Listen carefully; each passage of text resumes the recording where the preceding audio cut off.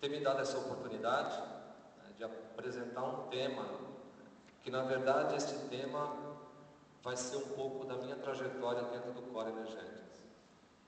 Quando eu pensei o encontro da essência na manifestação corporal, a minha formação básica ela sempre foi muito mental. A minha formação inicial, eu sou graduado em História, dei aula durante 8 anos no estadual, saí eu fui para o mercado de trabalho, trabalhei em RH, treinamento, desenvolvimento, e o cérebro crescendo, crescendo, crescendo.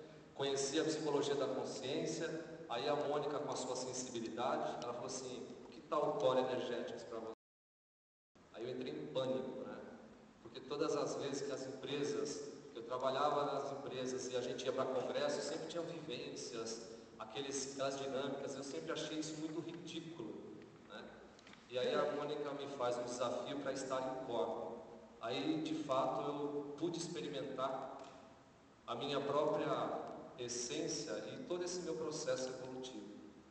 Como que é importante você deixar um pouco o mental de lado e sentir um pouco tudo isso, né, presente em todo o seu corpo. Então, o tema que eu vou trazer aqui, algumas reflexões que eu fiz ao longo deste processo interno meu mesmo e tudo aquilo que eu venho trabalhando ao longo de quase 6 anos com os meus pacientes.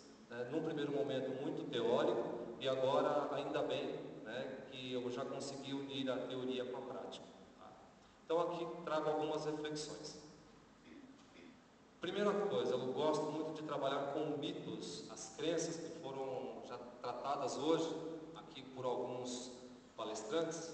O primeiro, um dos mitos, né, ou o primeiro questionamento que eu sempre faço para as pessoas é o seguinte: